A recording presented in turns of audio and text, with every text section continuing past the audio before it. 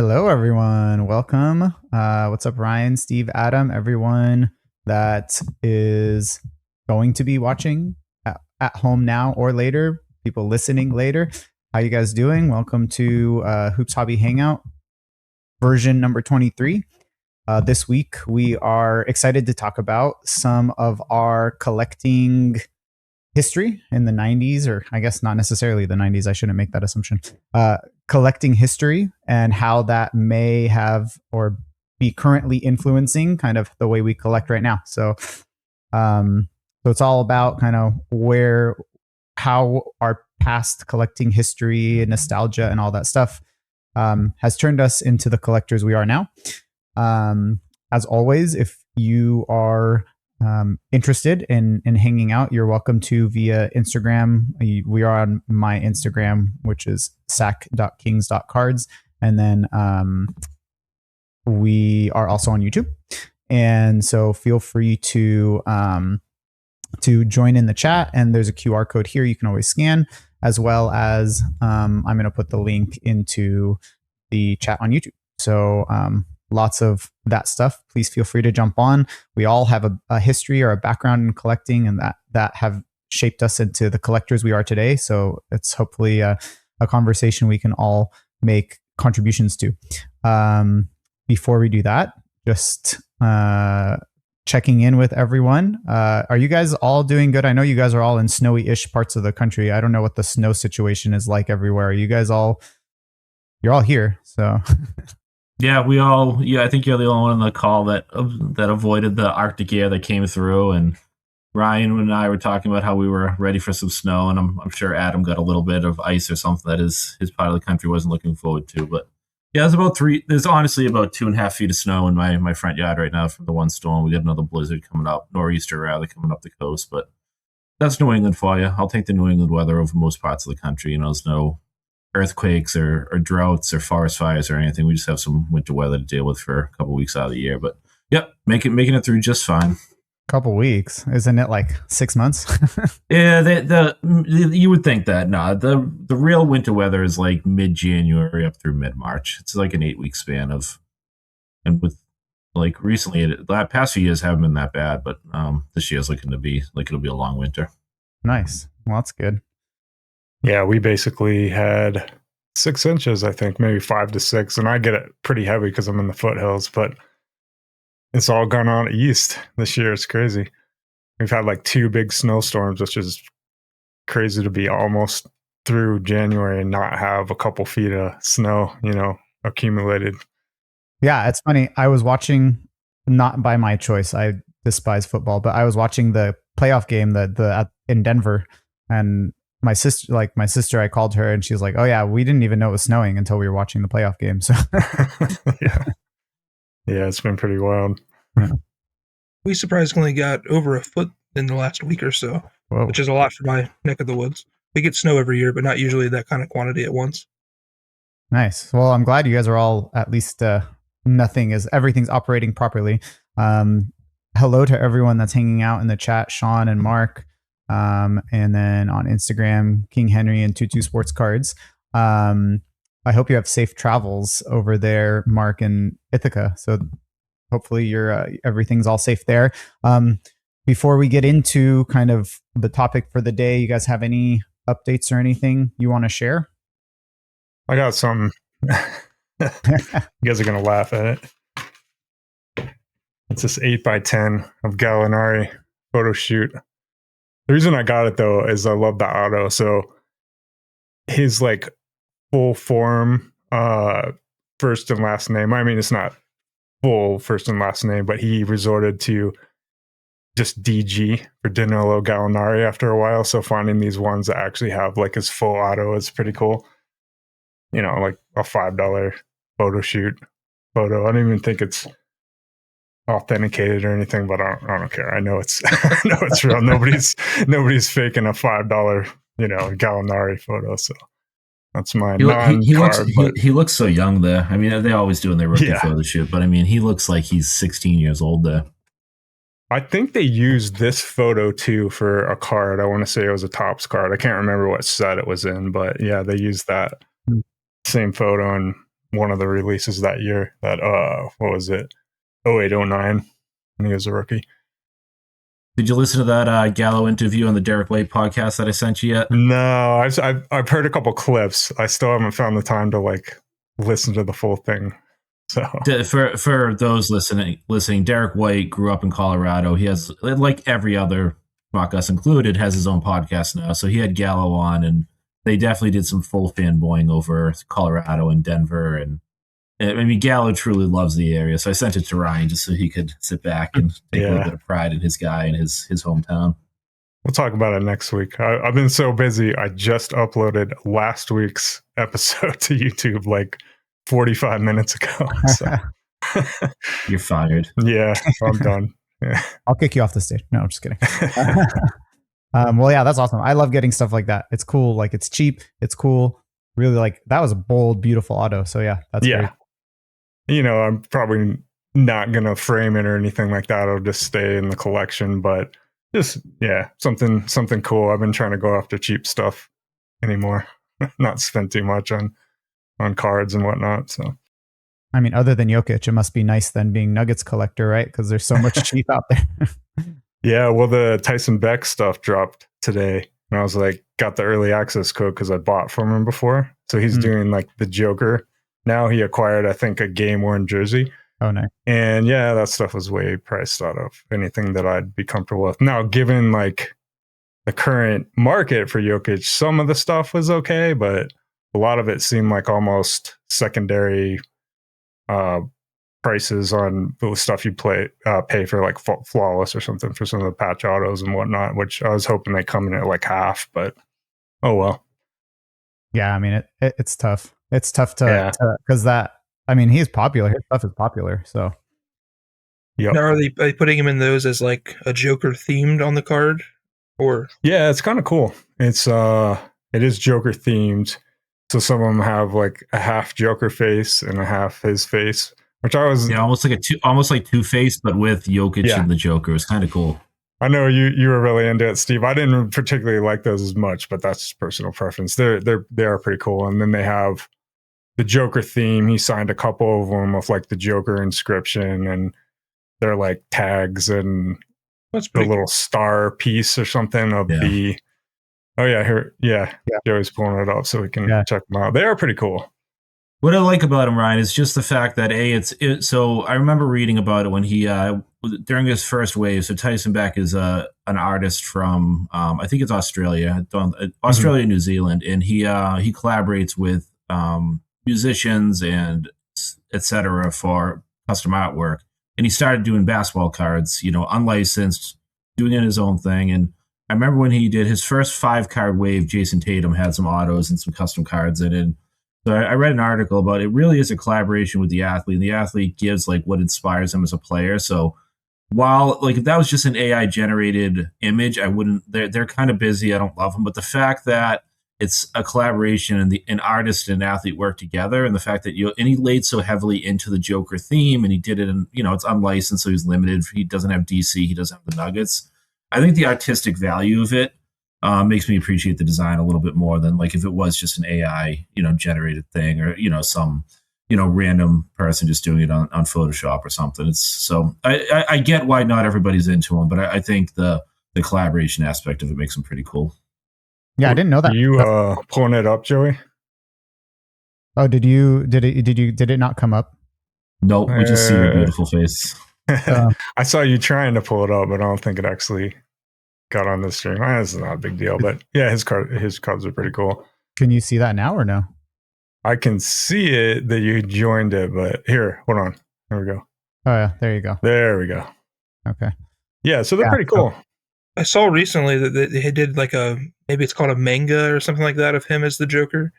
Those look pretty cool. Maybe Optic, I want to say, but they look pretty neat. But they sell for absurd money. The same with there's like a Curry one of him cooking, like Chef Curry. Like it's kind of a neat play on it, but they sell for absurd money. Like I can't even comprehend the people paying that. Like $10,000 and stuff. I think the Curry in a tin's like 25 or 30 grand. Yeah, insane, crazy. Yeah, I mean, I like the ones that are not personally Joker, but I mean, it's crazy because you have a total of 24 cards. I mean, that's it. So Yeah, so those like tag ones limited to 4. I think when I first got on there, I got in with like a minute of the early access. I think they had some other tier that was like before that too. But those were, $3,500, which in the grand scheme of things is not that bad. I think maybe the tags were $4,000, but given what the secondary market's going for, like flawless of the same level, not terrible. But I'm a cheap collector, so yeah. This isn't going to be good for audio. This is more video only. But Joey, can you go back to that tag one? Because I appreciate, or even if you click, he shows all 4 copies. So if you click on the preview, so that's pretty cool. Oh yeah, and so you can see the game date. You can see the game dated. So it's a handwritten game date, 10/24. So he's chronicling on his website each of the game use pieces. I hadn't seen that before because I haven't looked into any of his relic stuff. I really appreciate that. So he shows every individual card. You have like a chance to get the tag version too, because apparently when you order this, it's one of the cards there. Yeah, see that tag version at the bottom there? You have a chance to get that one. I think maybe in multiple tiers or something. I thought that was kind of cool. So you didn't sell that one outright. You just have a chance to get it. But yeah, I mean, those drops are pretty cool. And fully licensed by the player or however he does it. I'm not sure how he does it specifically, but he uses the photos in a way that it doesn't look stupid, like some Photoshop job that's just move the jersey number down and blow it up or something. Yeah, I mean, he does a good job of just avoiding like that chest area where the team name usually is, for sure. I mean, the designs look, I'm just going to say it 1,000 times better than anything's top has done so far and probably ever will do. Fanatics at the helm. Wow, look at young Jokic right there. Ooh, baby Jokic. Yeah, there you go. And actually, sorry, just to clarify, it seems like it's not 24 total. It seems like there's several that are numbered. These randomized patch autos. Yeah. They could be any number, like 10 out of 10, out of 15, out of 20. I think it says all cards numbered to 20 or under, but there's, how many? 10 or something like that. But looks like there's a total down here that you could figure out the total print run. But, and they are game dated. So you got the jersey game dates, and that's another cool aspect of it. Yeah, that is really cool. Nice. Well, cool. Anyone else got something to share? I pulled up one of those Curry images just to show what I was referring to. Screen's gonna pick up off my phone. Yeah, those cards to me are just so ugly.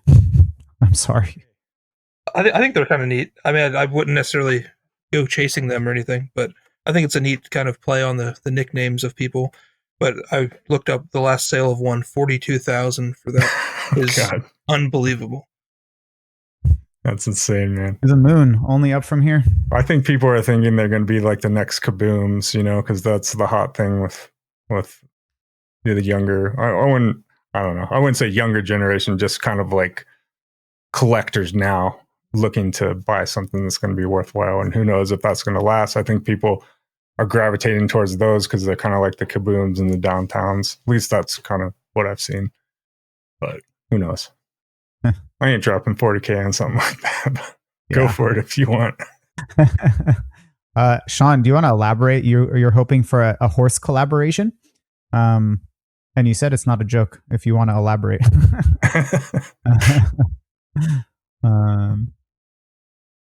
What's up, Tim? Welcome. Hey, hopefully I'm not too late. Got Not caught at all. up with my Stony Brook Seawolves winning again, 4 in a row. So lost track of time. Sorry, guys. Congratulations. Oh yeah, okay. Sorry, you meant a horse collaboration with Jokic. Yeah, that'd be cool. Pictures with his horse. Oh, that's what I was gonna say. I didn't get the reference, but now I do. Yeah, that'd be pretty cool. I have several things that came in this week, so I'm gonna just rapid fire them. Just gonna like say it, show it, say it, show it. I'm just gonna go real quick. So one is a laser card. So from the 2024 lasers.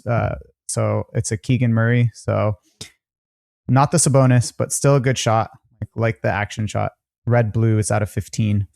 Nice. Another one is actually Adam put me onto a Stojakovic lot, a Peja lot that was on blowout. So here's a couple cards. Like it's a UD exclusive out of 100 with the hollow foil. I don't know if you can see. Those are nice, yeah.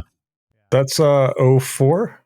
Is that I think that was UD 04. exclusive? Yeah, I got a couple of those of the Nuggets. They're cool. You know, I really like the early 2000s top pristine jerseys. So, this one is a flag kind of theme with his Serbia, Montenegro. So those were just a couple. There's a few autos in there. This one I was surprised that I won actually from eBay. It's a Brad Miller 05 tops. Like doing a terrible job focusing. But this is the 1 of 1, the silver parallel 1 of 1. Oh, nice. Oh, wow. Nice. Little surprise there. And then the last thing is a quick story. I'm not sure if you guys are familiar with the Global Card Collectors podcast. It's a podcast run by John Istanbul Cards and Will, whose handle is escaping me right now. They focus on international card collecting, so throughout Europe and Asia and like Australia and stuff. But John was born and raised in Sacramento. He was in town recently. He visited from Turkey. He lives in Turkey now. He visited Sacramento and then eventually San Diego. So him and I we met up for lunch in San Diego over the weekend. We grabbed lunch while he was there, and he gifted me this card that he found during his time in Sacramento. It's a Bibby patch with like a really great patch on there. If I can get it, That's it's a nice. Court Authentics from 0405 Court Authentics. Yep.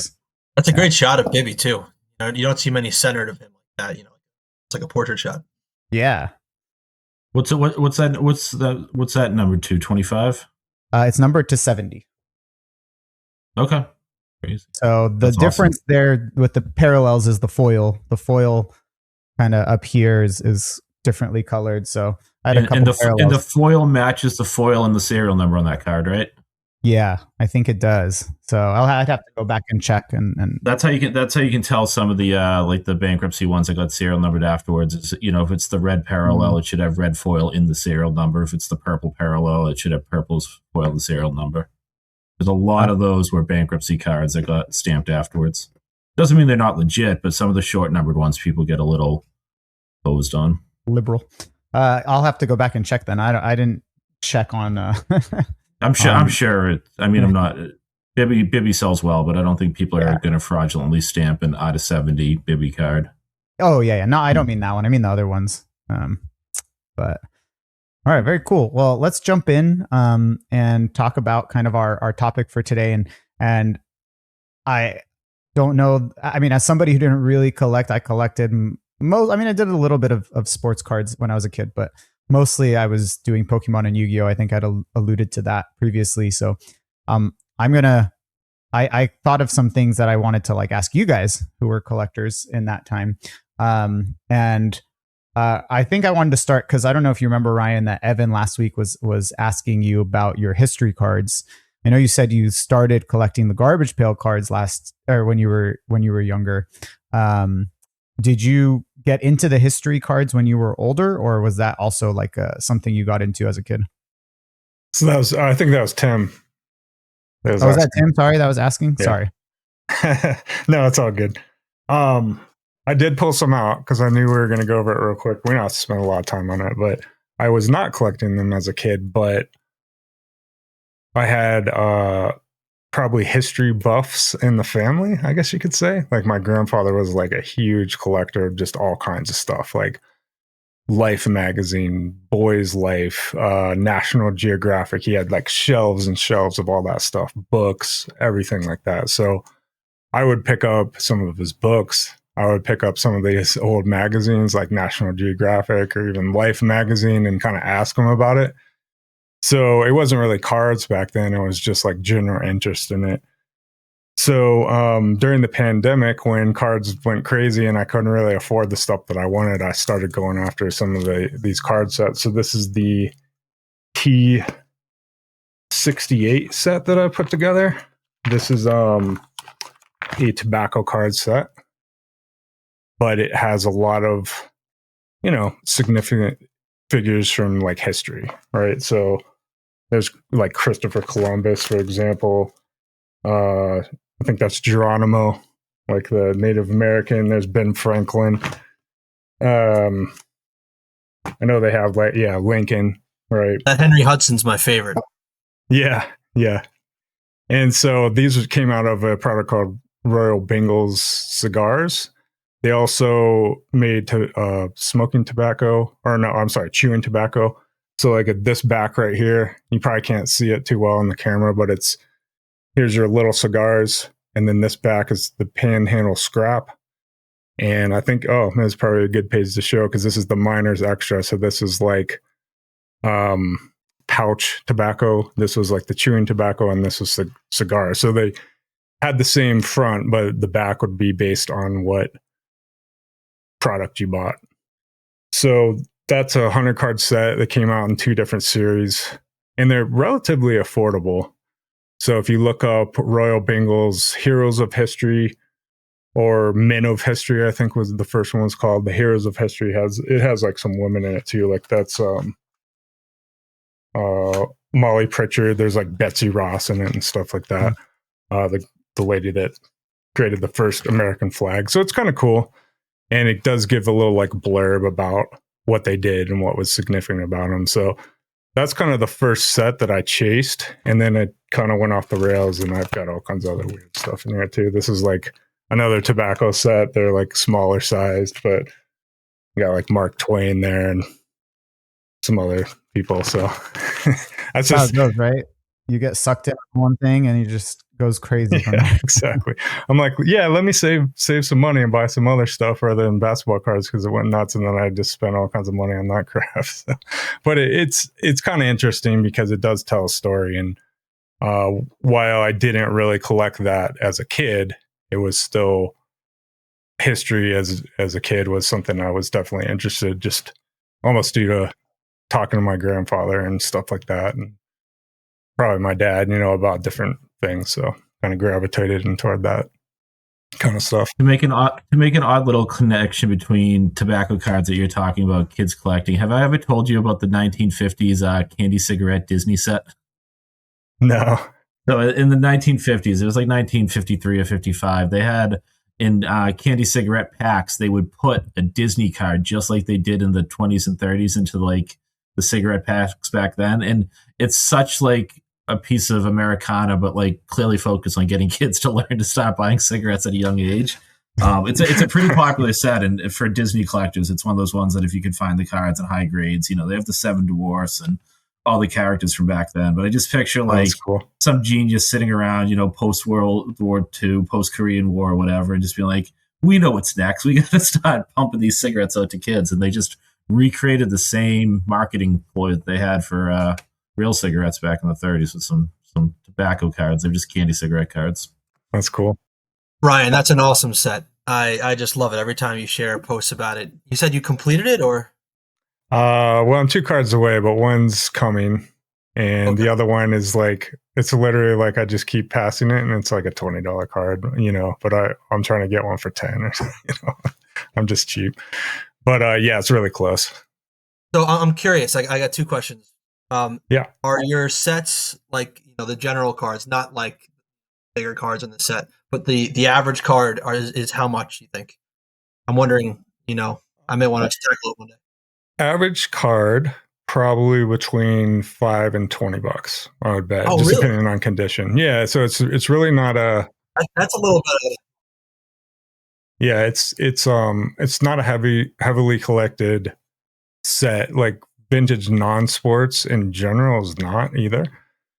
But there are some sets that have, an Abraham Lincoln card or a Washington card, and they've gone a little bit nuts. I'm trying to think of one of the ones that has gone a little bit nuts. I want to say like T11s or something. I can't remember the name, but there's some stuff, like everything else. Unfortunately, flippers get a part of it, so they buy them all up and then they grade them and then they try to keep selling them and pushing them out, and it's just kind of gone up and up over the years. But that's a cool one to get into because you can find a lot of them raw. You can find a lot of them lots. And then if you start it, let me know because I probably have like 30, 40 common doubles too, where I maybe got a lot and got a slightly upgraded copy or something like that. So fun set to start. I do have it documented over on the hobby boards if you want to check out my thread on it.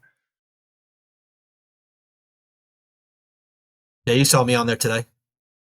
Yeah. Yeah. Nice. Nice. So, do you guys have a particular place you want to start with kind of talking about our kind of childhood collecting, where it came from? Steve, do you have did you have a place in mind you were like wanting to jump off of?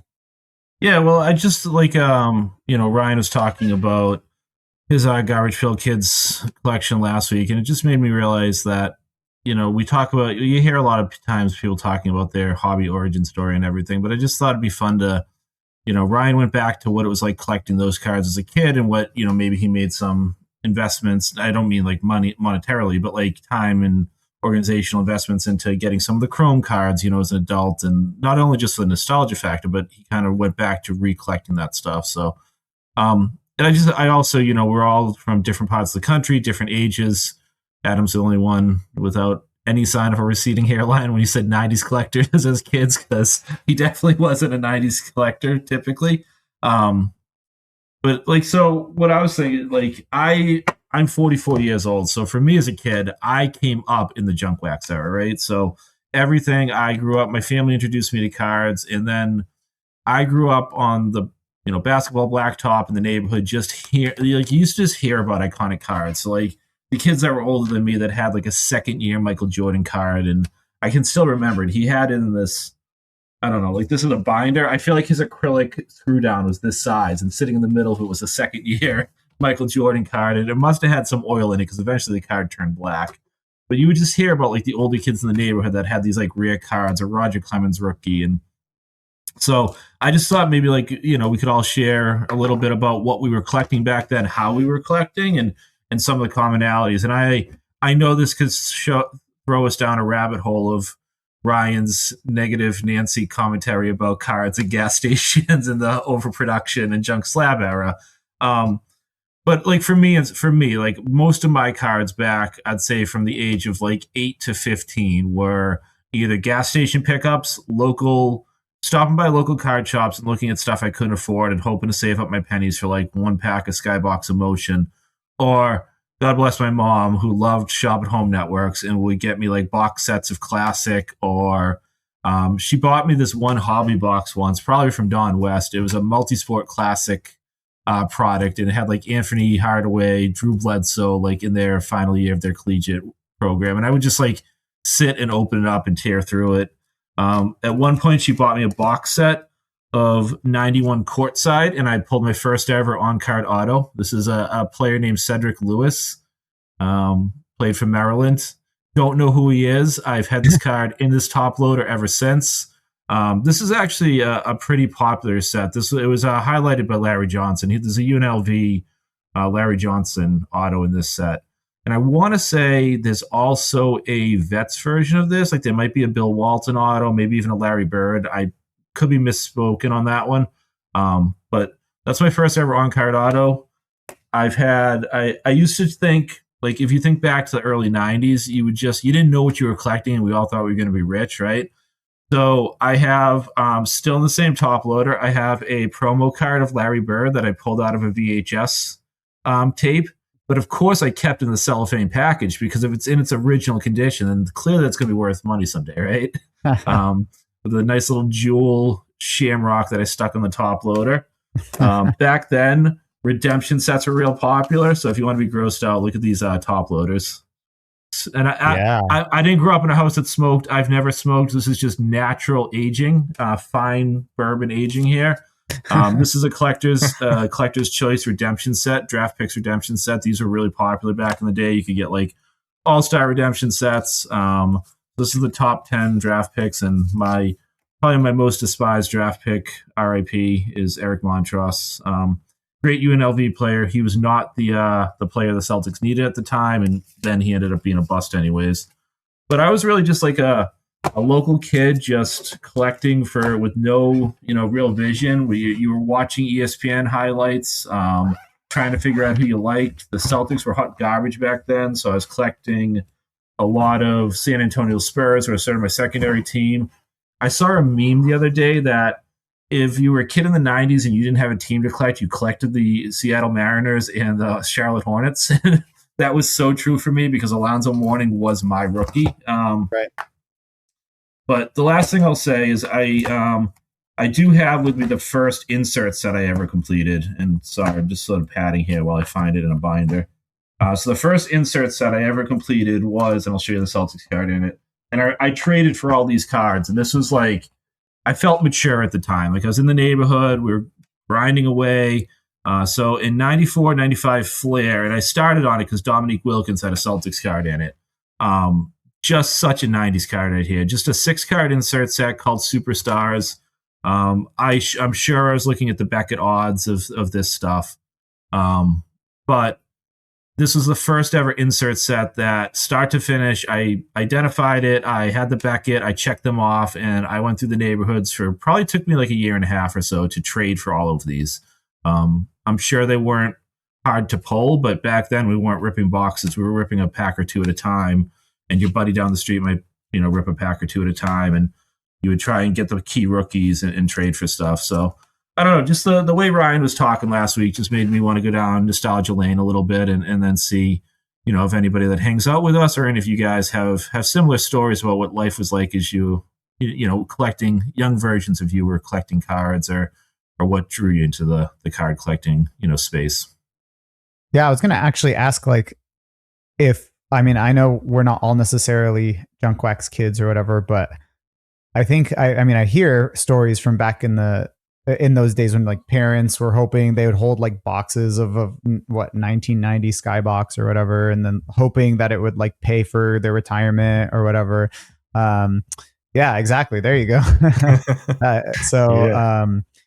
So was that the same like in the later 90s, in the mid to late 90s? Was that the same? Was it? So I can only speak from like my family's perspective, and Ryan, I don't know if your family's collecting at all. I don't know when Aaron Sealy was a pitcher for the Red Sox. Probably his rookie season was around 92. I distinctly remember getting an Aaron Sealy Upper Deck rookie in a stocking for Christmas, and my family being like, "You hold on to that one. You don't trade that." I also grew up with those same family members being like, "Don't get over your skis, kid. Like cards are only worth what people are willing to pay for them, right?" So they were like very realistic. But my uncle collected as a kid. He had signed Ted Williams baseballs. He had vintage rookies. And in the 80s, that stuff did spike. And there was no track record to look back on. Like we can look back on now. I think some of us have like a jaded perspective of the current hobby because we can look back and be like, guys, we've been there. We've done that. There's 30, 40, 50 years of data to say, slow down the hype of some of this stuff, right? In the 80s, there wasn't that train. It was all of a sudden these cards from the 50s, 60s, and 70s were spiking because it just became popular.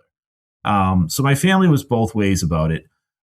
Personally, I did not experience that into the mid 90s. I really felt the slowdown of the hobby. But I was also getting older, right? So me and my brothers, once we were driving, we weren't going to cut through the woods to the neighborhood, go play basketball, and bring our cards with us in a backpack. So my lifestyle changed, but also just sort of cards in my inner circles, like my family and my cousins, just sort of dropped off the table, with the exception of my brother and I, who would like randomly pick up a pack at Target or something, in the late 90s, early 2000s. So I don't know if it was really the trend of the entire market or just what I was experiencing as an individual at that time.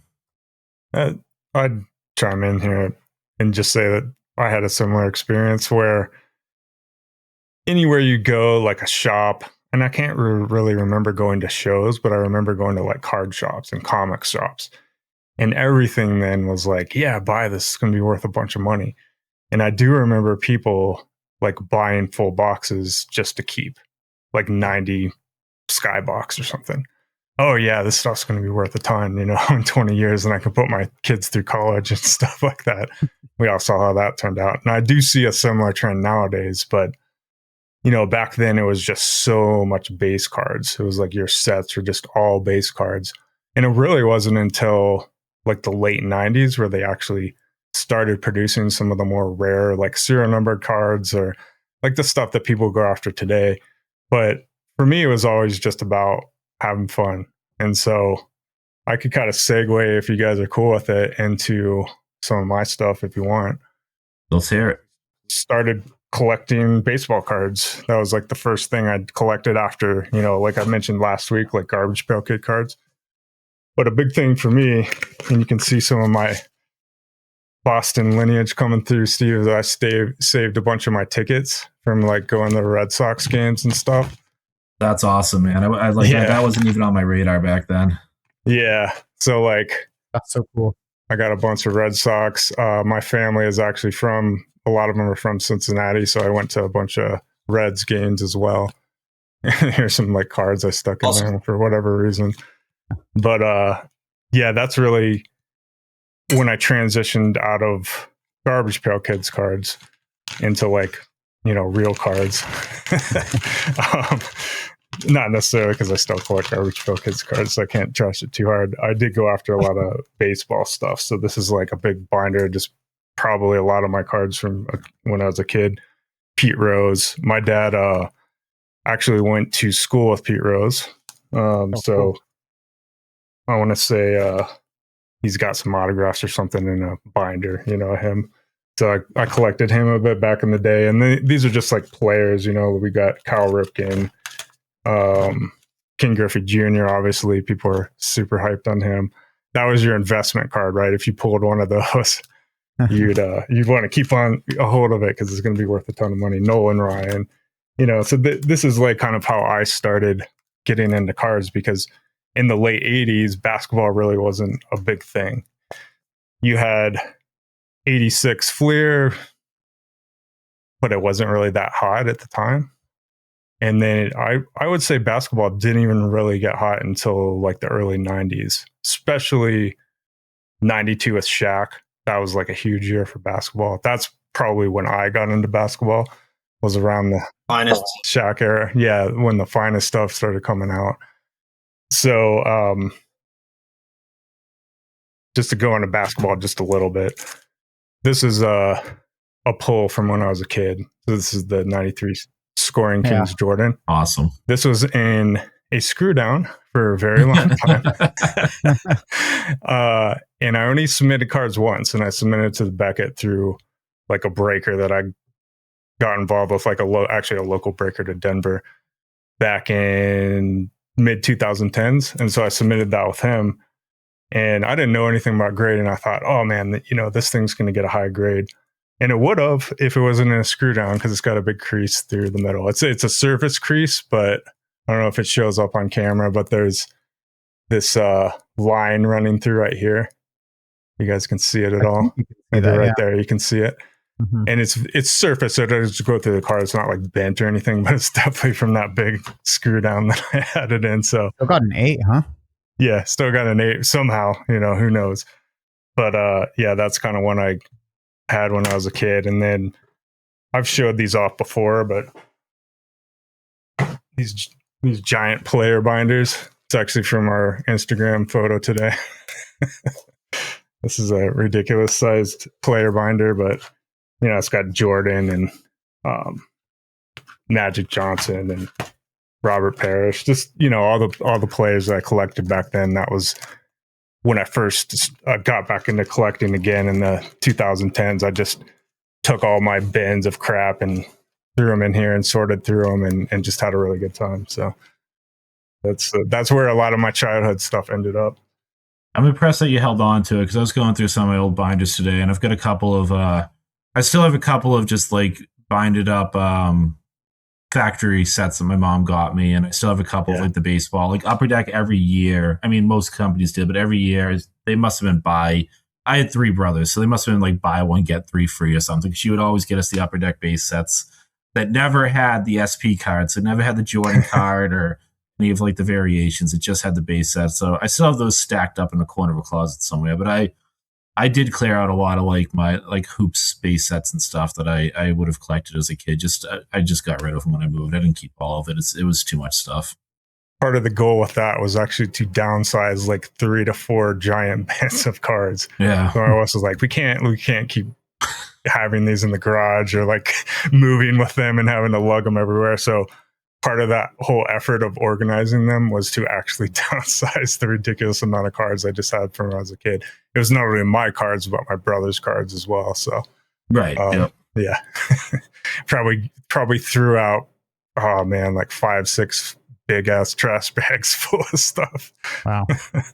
Have you ever seen what's the documentary that about the guy that goes back and he starts researching about the 91 Griffey and then he goes into the whole his dad was in the industry. I forget the name of the documentary. It's not is it King it's not King of Cards. I forget what it's called, but I'll find it I know what you're talking about. and at the end of it they just have like it's almost like a ritual where they all open junk wax above a bonfire and they just flip the cards in one after another.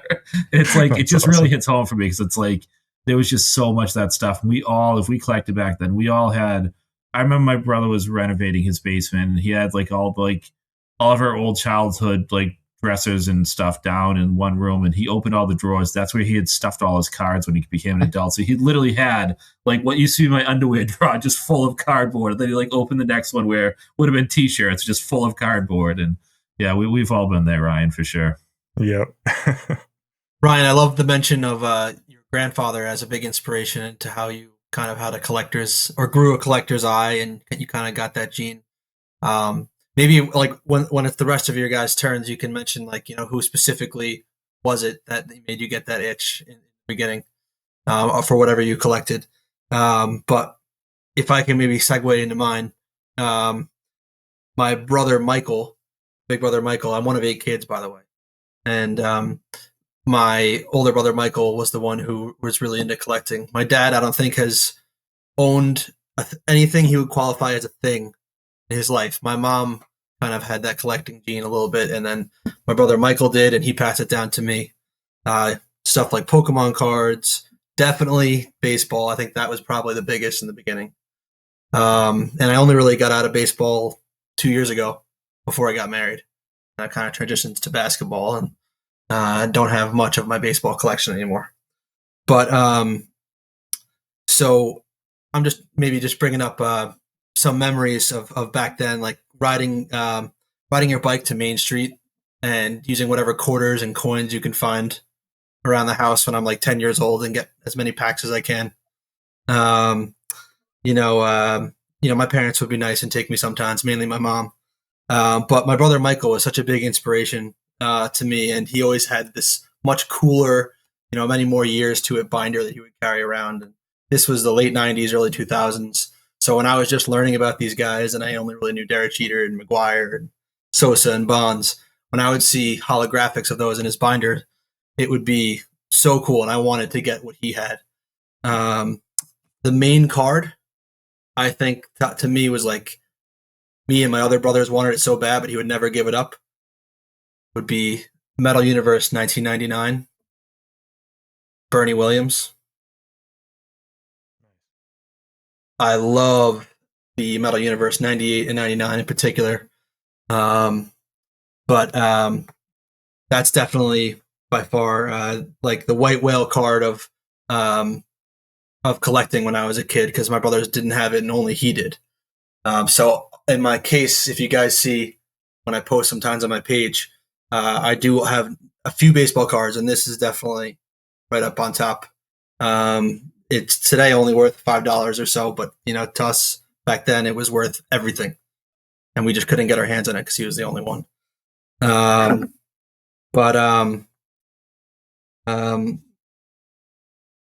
Some other funny memories, and I'll try to be quick here. But Shane Spencer, I remember thinking of him as like Mickey Mantle back in the day when he was coming up and he had like that big run. And to me, like my whole family was Yankees fans, and we were all saying, that Shane Spencer was going to be like the next Mickey Mantle. And I just remember I just know how stupid that is looking back. There a lot of guys have runs, but that was a big talk in my house back then. And also the full pages Ryan was showing, and I really love displaying my cards like that.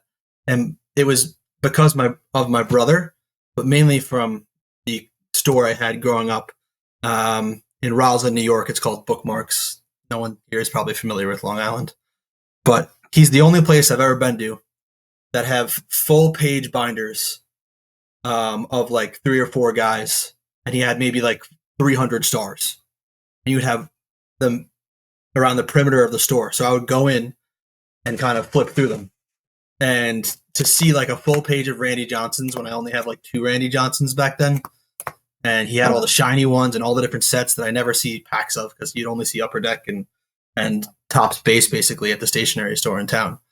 So, to be able to put together these pages over time as I got older and had a little bit more money has been great. But that original store, Bookmarks, is definitely the inspiration for that, the main inspiration.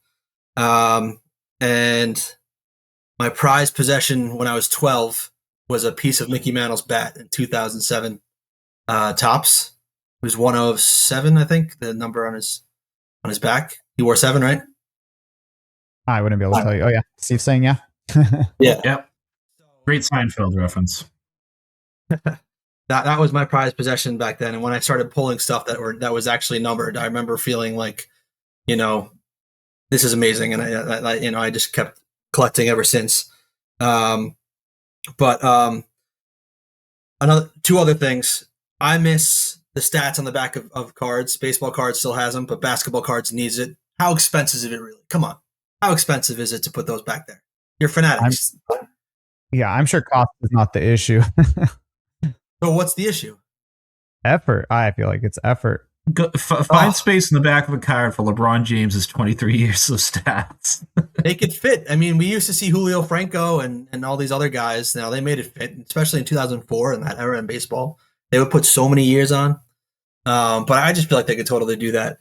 The other thing is, and Steve may get a kick out of this, but one old memory I remember is getting X-Men cards, which I thought were so cool because I was watching the 90s cartoon at the time, in chicken nuggets. There was X-Men cards in chicken nugget packages. So, I mean, I eat the nuggets if they made it, but I would just buy it and then just open it at home and leave the chicken nuggets in the fridge and get these X-Men cards. Do you recall that at all, Steve? I don't remember specifically chicken nuggets ones, but Tony's Pizzas and Post cereal and Ding Dong. I mean, food and cards went together heavily in the 90s through early 2000s. I feel like it was more in the 80s and early 90s, but I guess that was like the last time I really saw it. But to me, that was so cool. It's like, we got to get these chicken nuggets like every time we come. Like, I need to complete the whole set. But before I move on here, I'll show you guys a little bit. My only baseball card. Anyone knew me a couple of years ago, Brian, I had a few. I had like 50 plus. I only have downsized. This is the original cover I had on my binder back then. Yankees versus Red Sox on a piece of paper. It's starting to brown. It's so old. But this was made, I think, in 2004.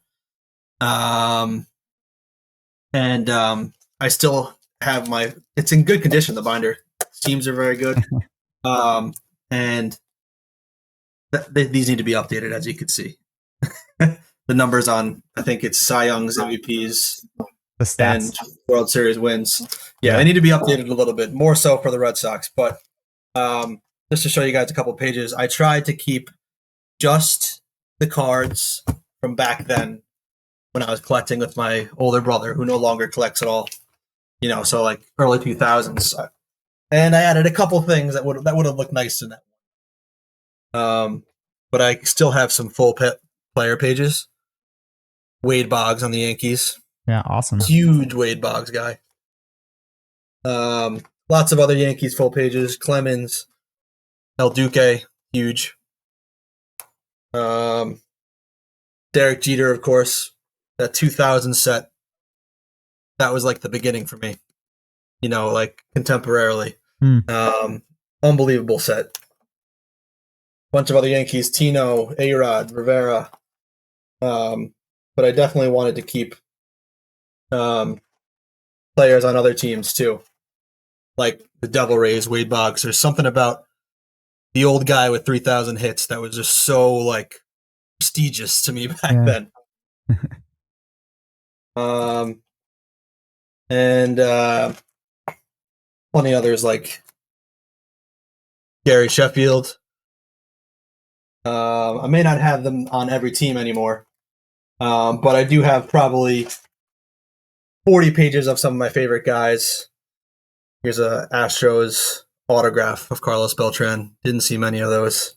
That's contemporary autograph. And so I don't collect baseball anymore. but I have a lot of those really nostalgic cards that I truly loved. And while I don't collect and I just focus on basketball now, if I ever want that itch, to feel how I felt from 99 to 2001, I always open up this one binder. And that's the only binder I'll need, I think, for baseball. Yeah, it's cool that you kept the ones that meant a lot to you. That's very cool. Actually, so a lot of stuff kind of is percolating in my head. So a couple main things, because you guys, Ryan and Tim, just showed a lot of binders that had full pages of player cards, like player pages. And I know, Tim, you still do that. I guess, my question is, what has changed? Why are largely people not doing that anymore? I mean, I don't know if it's, and I'm not saying it's a bad thing, but I think it's rare that a collector and for example, Ryan, those aren't necessarily all Nuggets cards that were in your binders. And I don't know if you were a Nuggets fan back in the 90s or not, and Tim, I know you had a lot of Yankees cards, but there were some cards in there of players who weren't on the Yankees. What has changed in the sense that we're not collecting cards like that anymore, of player pages and things like that? I know that quantity has decreased, like people tend to purchase less cards over more. So I don't know. I guess that's just, I just want to put that out there. Like what is different now about why that's happening? If I could jump in, I think that the incentivizing on YouTube and by fanatics to basically treat it as gambling, or it's more of like, how much money can I make from this card? Most of the people we know who are in this, a lot of them are collectors, but I would say most of the people you come across at a show are just trying to make some money or just trying to flip something. And that's just a massive incentive for a lot of people, which, is nice that people pay attention to the hobby, but it also, I think, takes away from the hobby itself. Like collecting baseball cards or Pokemon cards back in the day, I used to be able to go to the pool, and underneath the tunnel at the pool, there used to be like 25 kids on the ground with binders.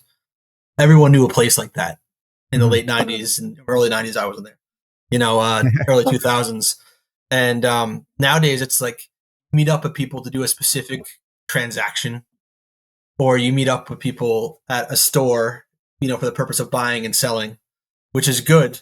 But I feel like there's not a lot of places to just kind of like the hobby hangout. Just kind of, if we were all here, we could put our binders on a table and just talk. You know what I mean? And I feel like there's not a lot of venues for that.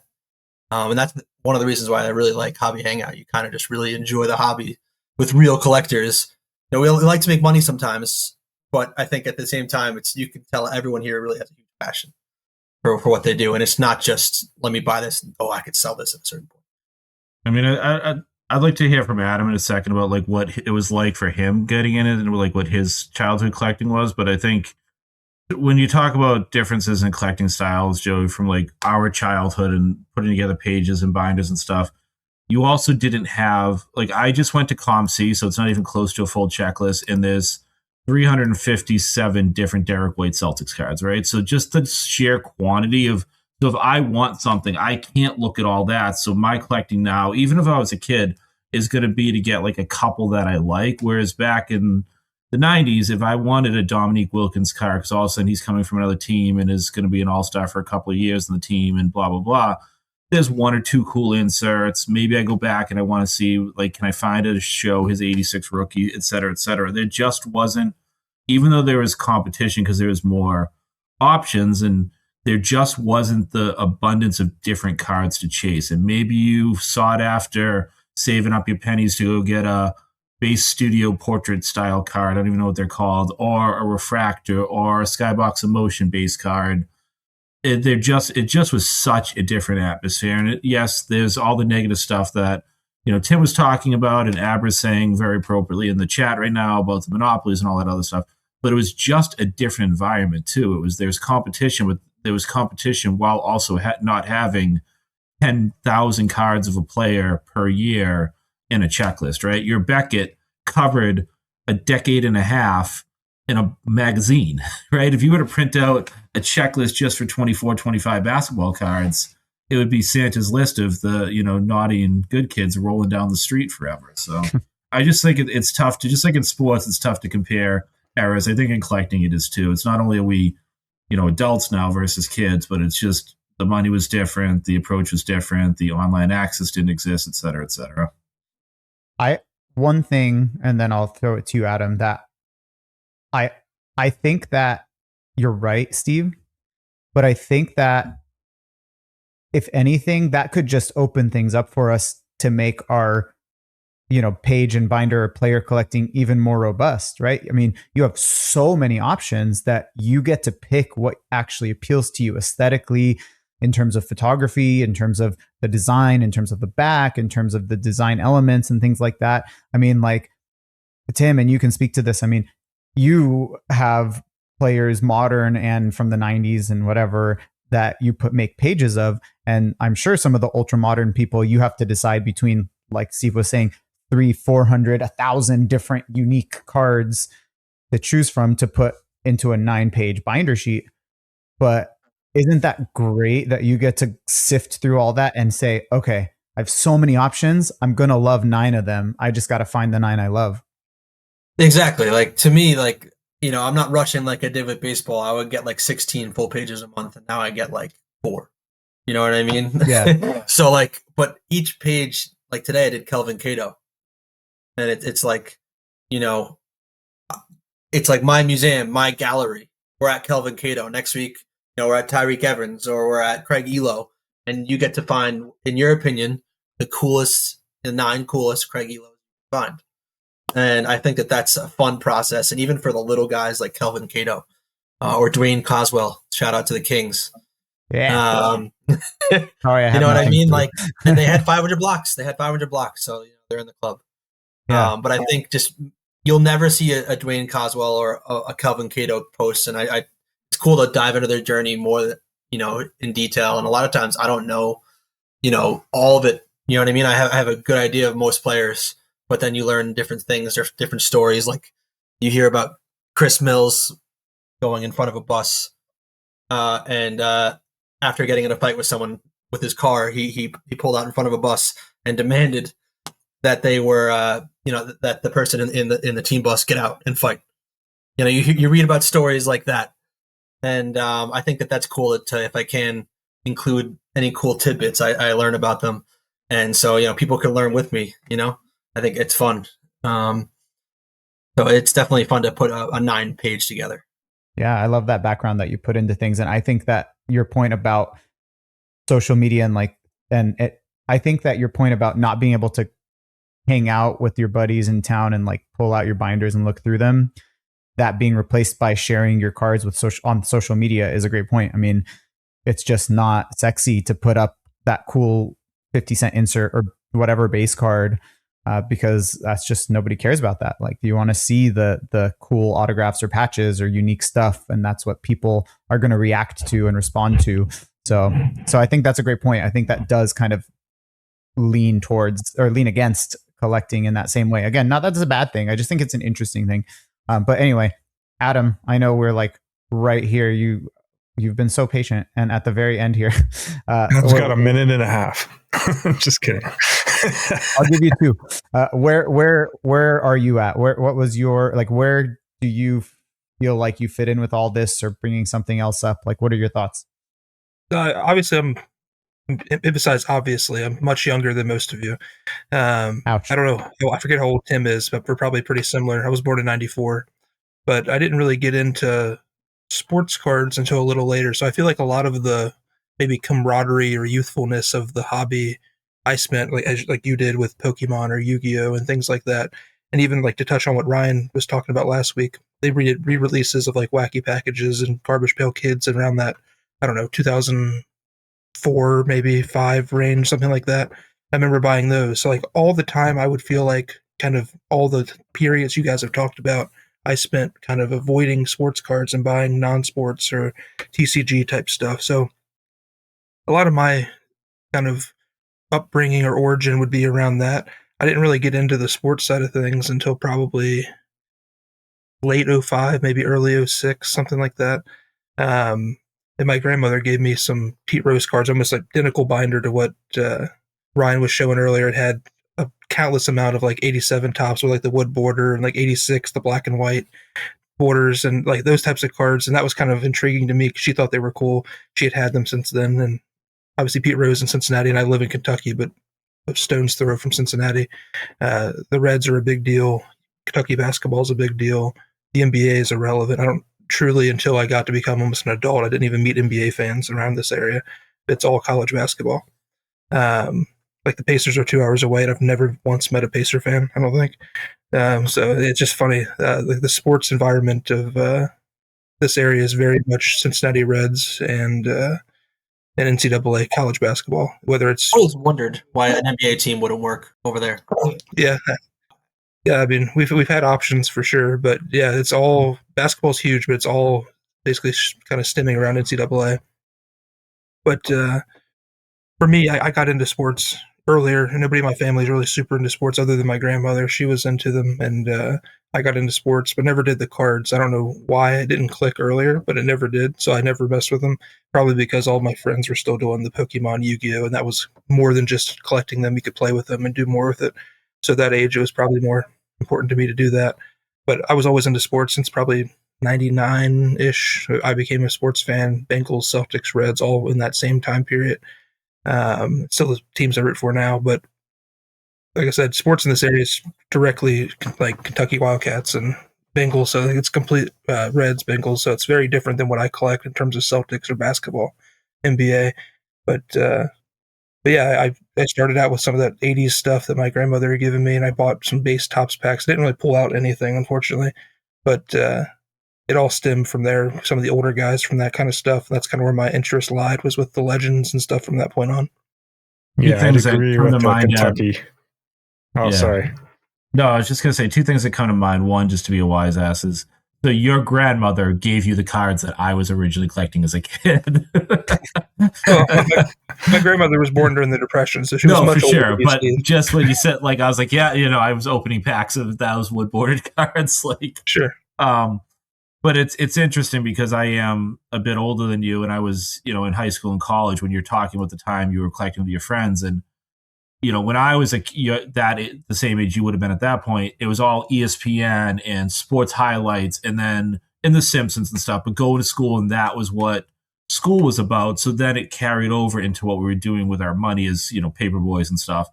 When you were that age, Pokemon and TCG were everywhere. I mean, every record store had Pokemon stuff. Nintendo was Pokemon.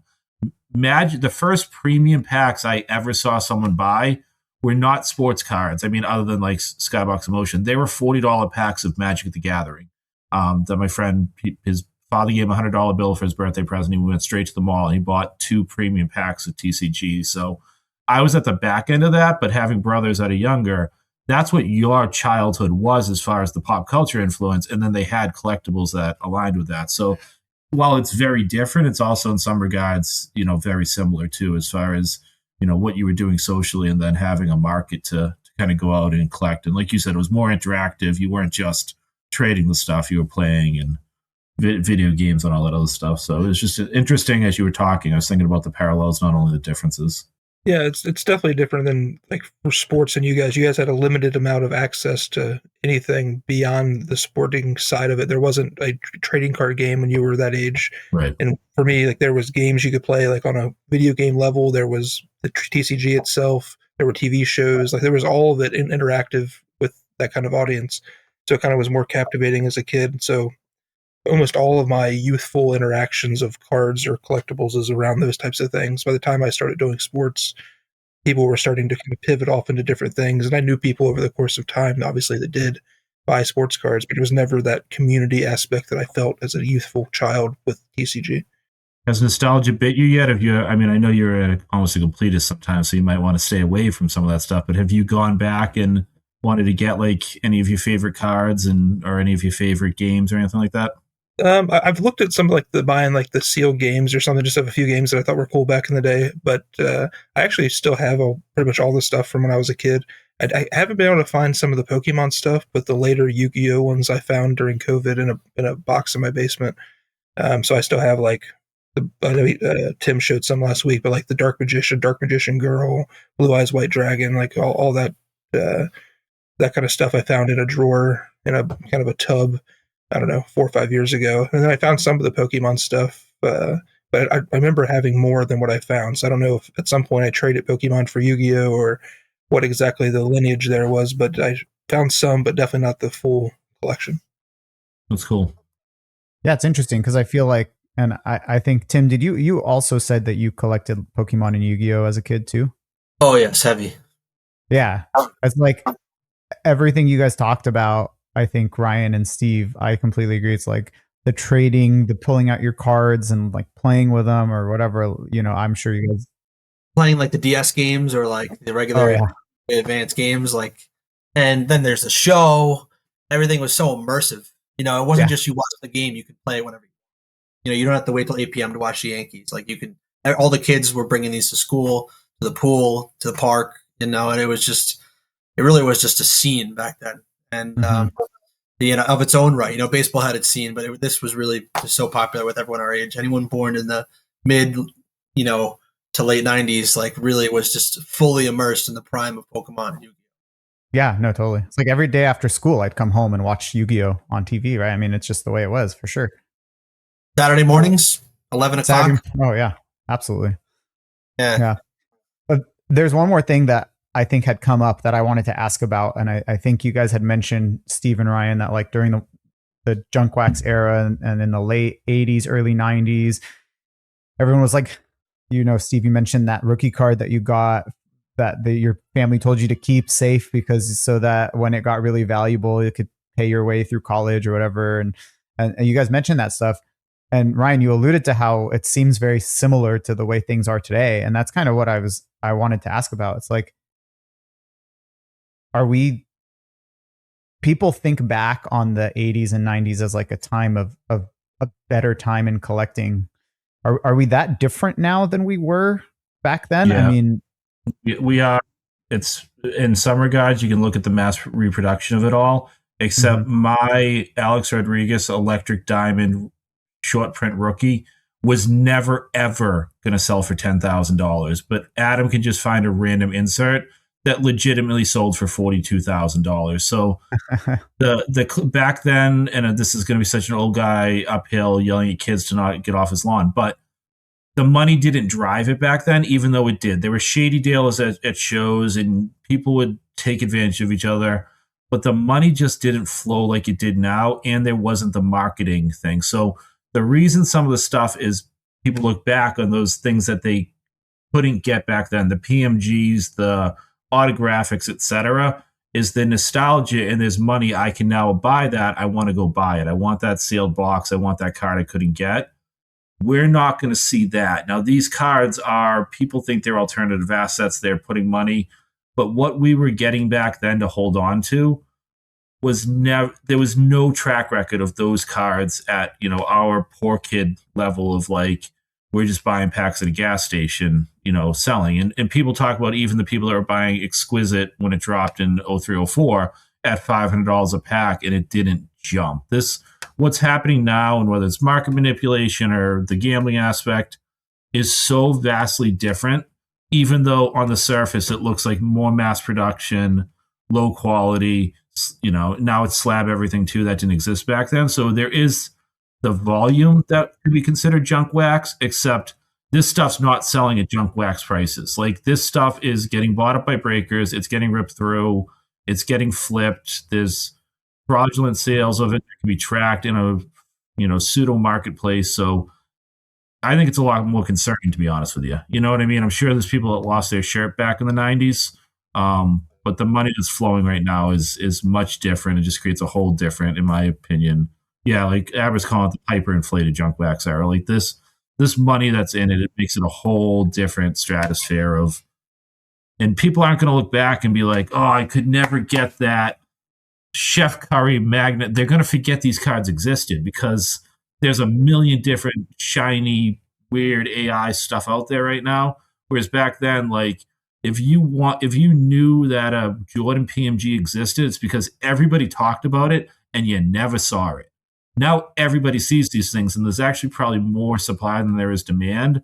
But there's a whole different market for selling them that's different. So I'm a hard no. That's not the same, and I don't think we can. I think the crash is going to could potentially be a lot scarier. And on the surface, it looks the same, but I don't think it is. I think it's a much different, like marketplace hobby, etc. Yeah, and I think you could see it with the release of.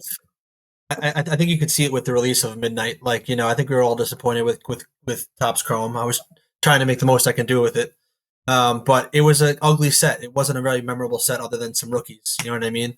And I think that they shouldn't be emphasizing this basically gambling aspect. 700 a box for Topps Midnight.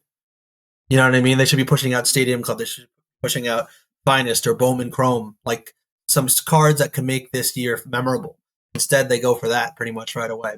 Those are 700 a box. Holy, it's like 650. Yeah, it's like, and by the way, one box is 3 autographs, which is great. 3 autographs. If you're just hunting autographs, but it's 1 pack, 7 cards.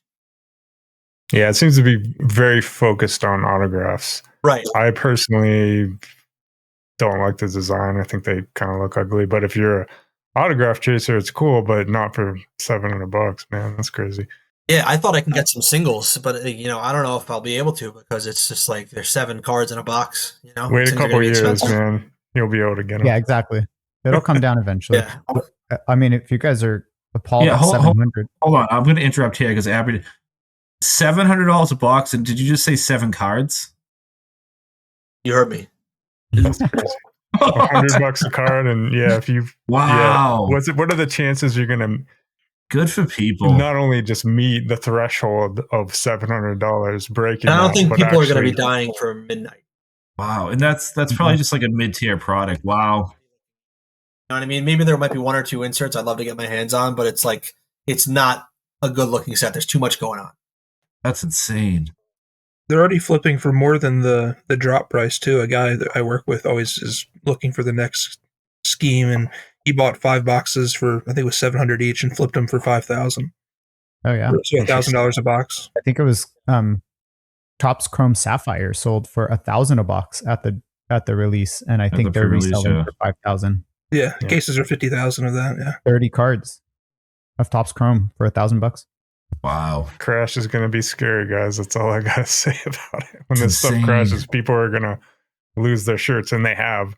We just don't hear about it a lot because, when people burn out of the hobby, they get divorced from spending too much on their credit cards, stuff like that.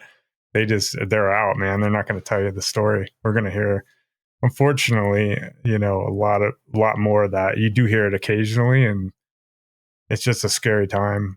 In my opinion, it's too much focus on the flip. Especially like I've been watching these videos of like Pokemon scalpers and stuff, people that hang out in front of the stores and they're fighting and they're, like just being absolute morons with this stuff. And it's just like, guys, it's cards. At the end of the day, it's cards. It's just pieces of paper. I mean, that are pressed together. I mean, that's essentially what you're buying. When you get into this whole realm of like what it's going to be worth in the future, and everybody's driving the investment value and how it's going to be so much more money when you're 10 years 20 years from now, that's all the same talk that we heard about in the 80s. It literally is the same stuff. And the difference now is that you have serial number cards, you have flashy cards, you have autograph cards, you have patch cards. So cards themselves are a lot nicer, and I love them myself, but it's the same scenario where we're just printing and printing and printing and printing. And maybe it's not a 300 card base set and that's all you got, and there's thousands and thousands upon them, but you're going to have thousands and thousands of all this other stuff too. So no, it's a great point. I mean, it's like if a box of 89 hoops is like $30 or something, that's a lot different than if you think it might be the next big thing that's going to, exactly pay for your retirement versus a $1,000 box of Midnight or Chrome or whatever. That's a great point. It's a good point. Cool. I could go on that, so I left it a little short.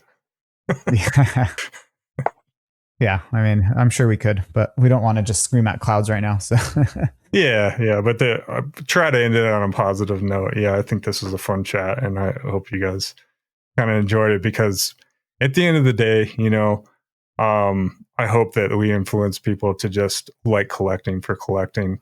And that's kind of what this channel is all about. Like when I joined in, me, I can be a bit negative and talking down about the hobby, and I could go into that all day, but it's kind of refreshing to come in here and just talk with you guys and talk about cards that we enjoy and have fun putting together. So I think that's why I love chatting with you guys every week. Yeah, it's great. It kind of brings that community back. Like I was saying, like, we all have our binders out on the table and we're just talking cards. We're not talking about, did you hear how much I made from this? You should get this and get, you can flip this to get this much money back in a week. All that stuff. I just feel like it really, you can make money in that if you're quick, but it's just not fun. You're not having fun. Sometimes I hear a young kid pull a card and it's a really nice card. And obviously, if it's thousands of dollars, maybe you want to sell it. But it's just like so many kids just are right away looking to sell it rather than, collect and keep a binder and have players to collect. It's tough to see. But this hobby boards and if there hobby was a hangout. market for Cedric Lewis autos back when I was a kid, I would have done the same damn thing though. So part of it is, and whoever the modern day Cedric Lewis is, I bet his auto sells for $150 right now. So part of it is, I think, the market creates things. So they can't blame the kids for everything, because I like, honestly, if I could have walked into it, my mom buys me a pack and I pull this guy and I have no connection to him, I would have walked into a show the next week and sold that for sure, 100%. We got to wait. These values drive everything differently for sure. Yeah. Anybody want a Cedric Lewis auto? Anybody? I'll go to Whatnot Send with it over. Yeah. Yeah. I mean, I agree, and I appreciate, the hobby boards and being here for the same reason. And I'll just say I always am like annoying and about emphasizing this is why more people need to be that love collecting, need to do the thing of sharing cards, even if they're not rare and even if they're not expensive and stuff like that, because an entrant into the hobby should see more of that than the scalpers and the flippers and the $1,000 profits and stuff like that, if we want people in the hobby that actually enjoy collecting. So, I mean, that's just how it's going to happen. And so hopefully, like Ryan said, hopefully, we can contribute to that. And this is an avenue for people to do that. And that's why we always want everyone to come on and share their cards and share their thoughts and all that stuff. All right. I think that's probably a good place to end. So thank you everyone for hanging out, and thanks for sharing your old stories and things like that. Thank you, Mark and Gary, Sean and Abra, for, I don't know about anyone else, but I just have been reading this whole chat the whole time and having to restrain myself from cracking up. And sometimes I snuck out a chuckle. Yeah, it has been great. Yeah, this was a fun one, guys. Yeah. So thank you all. Thank you everyone who's listening now or later. We will talk to you guys soon, and keep sharing your cards and hanging out. See you guys. See you. Yeah.